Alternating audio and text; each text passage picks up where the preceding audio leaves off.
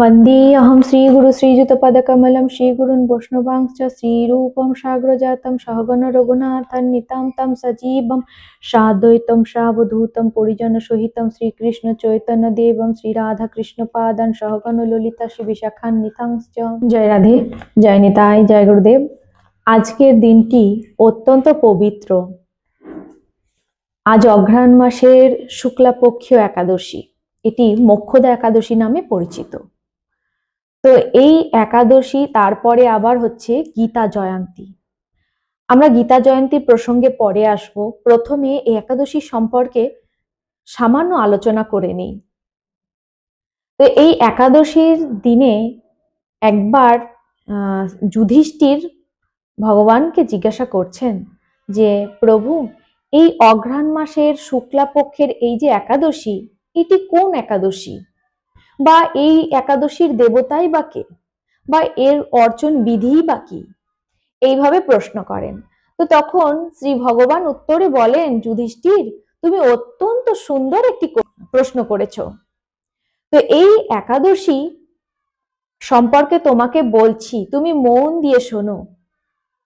এই একাদশী হচ্ছে, অর্থাৎ অঘ্রাণ মাসের শুক্লাপক্ষের যে একাদশী, সেটা মোক্ষদা একাদশী।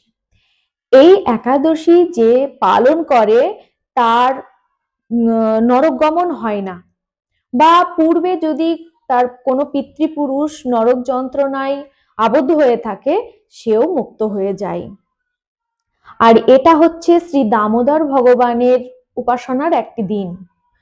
দামোদর প্রভুকে কেউ যদি তুলসী পত্র, পুষ্প, ধূপ, দীপ বা তুলসী মঞ্জুরি প্রদান করেন, তাহলে তার সমস্ত পাপ নষ্ট হয়ে যায়।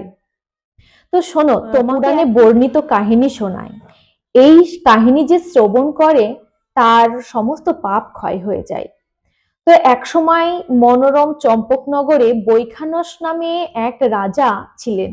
তিনি বৈষ্ণবীয় আচরণ করতেন। তার রাজ্যের প্রজারা অধিকাংশই বেদ পাঠ করতেন এবং তিনি অত্যন্ত যত্ন সহকারে তার প্রজাদের পালন করতেন। একবার সেই রাজা স্বপ্নে দেখলেন তার পিতা নরকে পতিত হয়েছে এবং অত্যন্ত যন্ত্রণায় ছটফট করছে এবং কাতর কণ্ঠে ডাকছে, হে পুত্র, তুমি আমাকে রক্ষা করো, এই যন্ত্রণা থেকে আমাকে মুক্ত করো। তো সেই স্বপ্ন ভঙ্গের পর রাজা অত্যন্ত ব্যতিব্যস্ত হয়ে পড়লেন। তিনি বিচলিত হয়ে পড়লেন যে আমার পিতা যদি এইভাবে নরক যন্ত্রণা পায়, তাহলে কি করে তাকে মুক্ত করা যায়। তার আর রাজকর্মে কোনো রকম মনোযোগ নেই, স্ত্রী পুত্রের দিকে কোনো ধ্যান ধারণা নেই। তখন তিনি তার কর্মচারীদের এটা জানান এবং তারা জানান, আপনার এই রাজ্যেই এক পর্বতমুনি ঋষির আশ্রম আছে। তো আপনি সেখানে গিয়ে তাকে বলতে পারেন, তিনি ত্রিকালজ্ঞ, তিনি এর সমাধান করে দিতে পারে। তো তখন সেই ঋষির কাছে যান এবং সেই ঋষিকে তার সমস্ত কথা খুলে বলেন, স্বপ্নের কথা। তখন সেই ঋষি তিনি তার ধ্যানের মাধ্যমে তিনি দেখতে পান তার পিতা ছিল কামাচারী, যে কারণে তিনি নরক পতিত হয়েছে, নরক গমন করেছেন।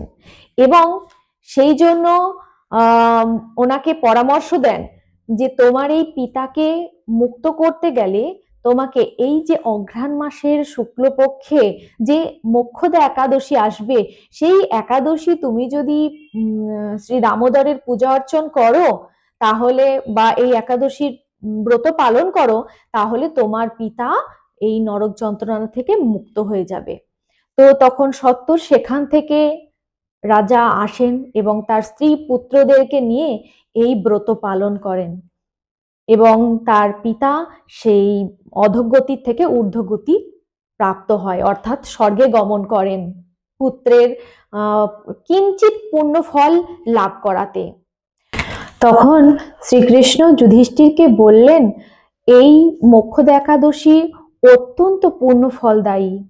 যিনি পালন করেন তার সমস্ত পাপ ক্ষয় হয়ে যায়, মৃত্যুর পর কখনো অধোগতি হয় না, মুক্তি লাভ।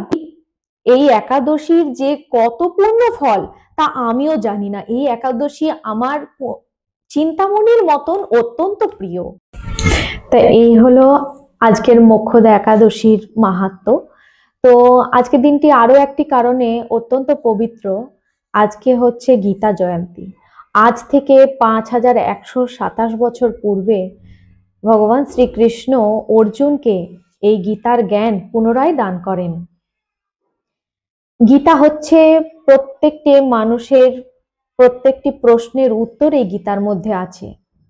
যে কোনো সমস্যার সমাধান এই গীতার মধ্যে আছে। এই গীতাটি 700 শ্লোক আর 18 অধ্যায় নিয়ে বর্ণিত। তা এখানে একটি শ্লোক বলেছেন ধৃতরাষ্ট্র, আর 84টি শ্লোক বলেছেন অর্জুন, 41টি শ্লোক বলেছেন সঞ্জয়, আর 574টি শ্লোক বলেছেন শ্রীকৃষ্ণ ভগবান। তো এই গীতা সম্পর্কে আমাদের প্রত্যেকেরই ধারণা রাখা উচিত। গীতাটিকে প্রতিদিন অন্ততপক্ষে একটি করে অধ্যায় শ্রবণ অথবা পাঠ করা উচিত। একটি অধ্যায় যদি না সম্ভব হয়, অন্ততপক্ষে 4টে শ্লোক। গীতার সেবা মানে ঘরের সিংহাসনে রেখে তুলসী পাতা পুষ্প দিয়ে পুজো নয়। গীতা সেবা মানে অধ্যয়ন। তাকে অধ্যয়ন করলে তার যথার্থ সেবা হয়।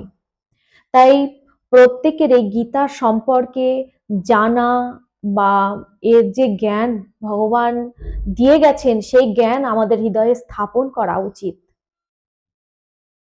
তো এই হচ্ছে আজকে আমাদের আলোচনার বিষয়।